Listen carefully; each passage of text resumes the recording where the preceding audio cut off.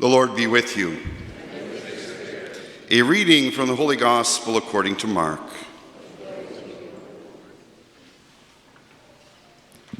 A man with leprosy came to Jesus begging him, and kneeling said to Jesus, "If you choose, you can make me clean." Moved with pity, Jesus stretched out his hand and touched him and said to him, "I do choose. Be made clean." Immediately the leprosy left him and he was made clean. After sternly warning him, Jesus sent him away at once, saying to him, "See that you say nothing to anyone, but go show yourself to the priest and offer for your cleansing what Moses commanded as a testimony to them." But the man went out and began to proclaim it freely and to spread the word, so that Jesus could no longer go into a town openly, but stayed out in the country. And people came to Jesus from every quarter. The Gospel of the Lord. Praise to you, Lord Jesus Christ. This weekend I begin a new three-homily message series that's entitled "A Flash of New Hope. Through the Desert, God Leads Us to Freedom." Now, I stole this title from Pope Francis, so it's okay. And I'll explain that in a moment. Next weekend, I'll preach the second homily at St. Joseph's and St. Ursula's. And then I'm going to take a break in the series as we have Father Danny Santos, the vocations director for the diocese, who's going to lead us in our Lenten mission. And then I'll conclude the message series here at Blessed Sacrament in St. Agnes the following weekend. And so this is leading up to, believe it or not, this Wednesday is Ash Wednesday, Valentine's Day. Isn't that awesome? Easter is early. March 31st is Easter Sunday. So we're going into this desert experience of Lent as this opportunity to focus in on God's love that transforms us. And I took the title from Pope Francis's message for Lent for this year, where he said, to the extent that this Lent becomes a time of conversion, an anxious humanity will notice a burst of creativity, a flash of new hope. Lent is a joyful, powerful time for us to draw closer to Christ, to his passion, to his death, and to his resurrection, that gives us new hope. A new way for us to live our lives, a new way for us to be disciples, messengers of the good news, like the man who was cured of leprosy in the gospel. You know, Jesus said, don't tell anybody. But of course, what did he do? He told everybody, because his life was filled with a new hope. And that's what we look forward to as we go through the Lenten journey. Things that we have to let go, things that we have to embrace, a way of drawing closer to the love of Christ. So this homily, I want to focus in on this one point. Jesus wants to heal us and bring us new hope and new life. Will we let him?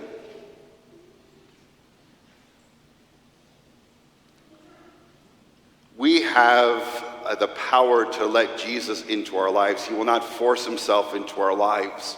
He wants to heal us. He wants to transform our lives to make it the best it can be.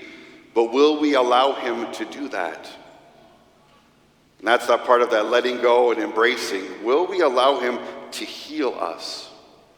In the first reading that we just heard from Leviticus, we heard, that person shall remain unclean as long as the disease persists, and being unclean such as one shall live alone with their dwelling outside the camp. So they were this was a rule that was set up, dealing with people who had skin diseases like leprosy. It was contagious, and you were considered unclean. And sometimes, you remember in the scriptures, in the Old Testament, if you were sick, you were considered unclean. You were maybe sinful, different. And so you were put outside of town. You couldn't stay with your family, couldn't go to work, to your job. You couldn't be part of the community. You were cast out. And the only way to come back was to be declared clean by the priest of the temple to then regain your life. But when we look at it, kind of from the spiritual component, who are the people that are cast out in our world today? Right?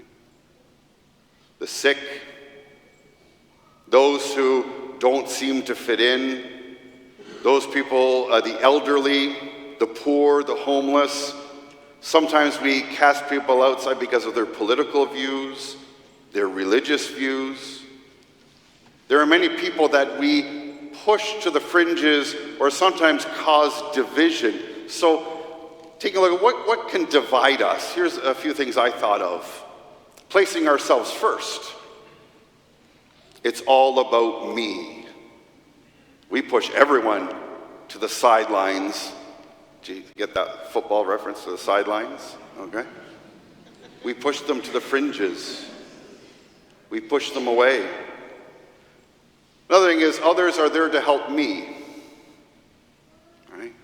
We cause division. Your job is to make sure that I am happy. Right? We're using people around us rather than journeying together and helping each other. No obligations to others. Sometimes we just worry about ourselves so much, we don't think that we are obliged to help those who are in need, the homeless, the poor, those who feel just alone. No one notices them, no one spends time with them. And they could be people sitting right here in church right now. You don't have to be physically kind of on the outside.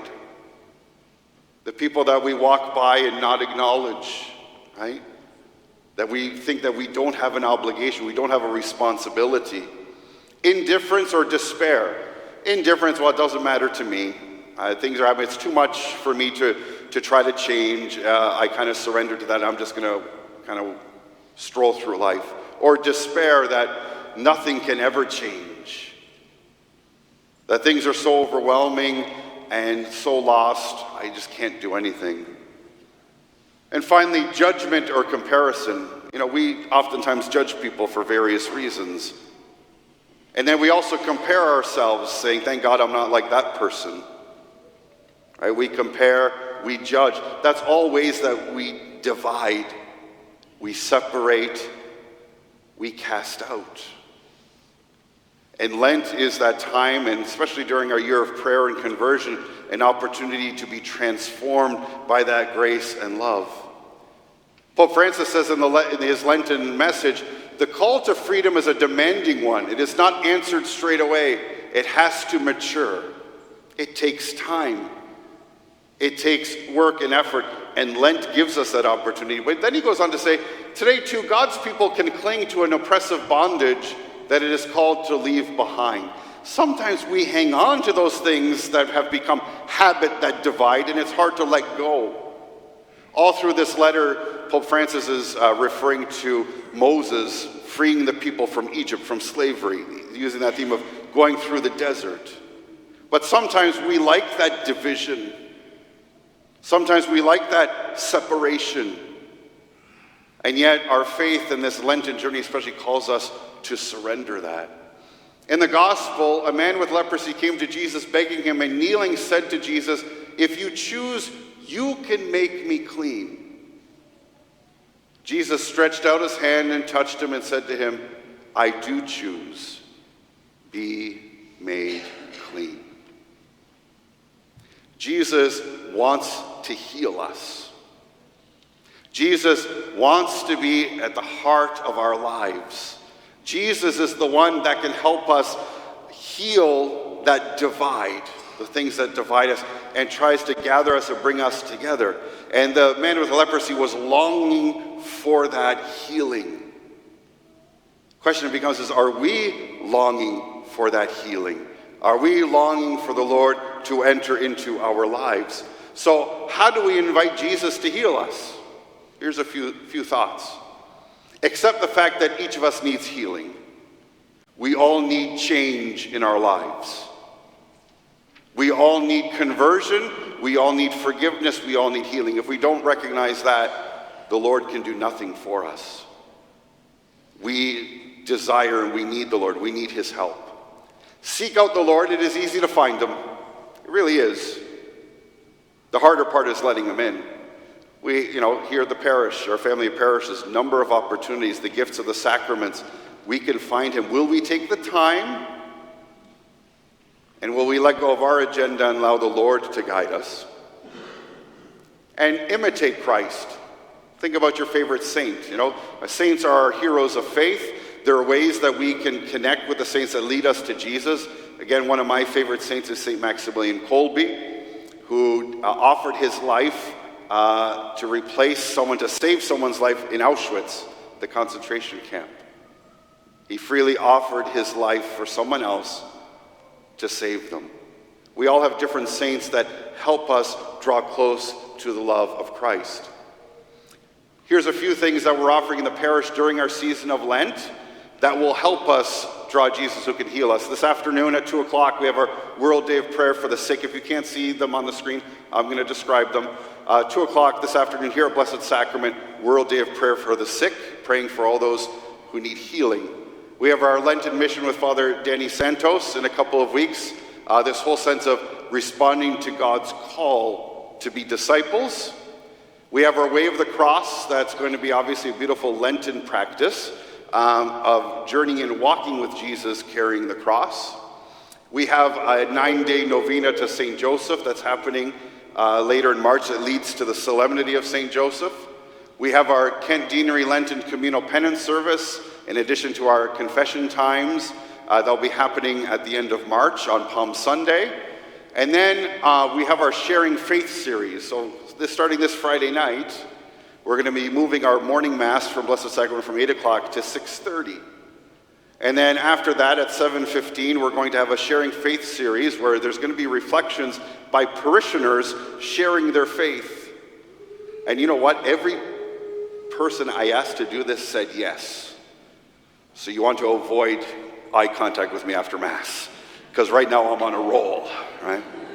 And I'm very, very thankful to the parishioners who are courageously going to share their faith, share a witness that will help us draw closer to the Lord. And then after that, we're going to pray the Way of the Cross. So lots of different opportunities. And I conclude with this from the second reading. St. Paul, who experienced this conversion, he said, "Whatever you do, do everything for the glory of God, not seeking my own advantage, but that of many, so that they may be saved. Be imitators of me as I am of Christ." St. Paul was healed, was transformed, was sent out. And so as we continue in our Mass and again refocus on this first homily of this message series, Jesus wants to heal us and bring us new hope and new life. Will we let him? Because Jesus is a flash of new hope, and through the desert, through this Lenten journey, God leads us to freedom.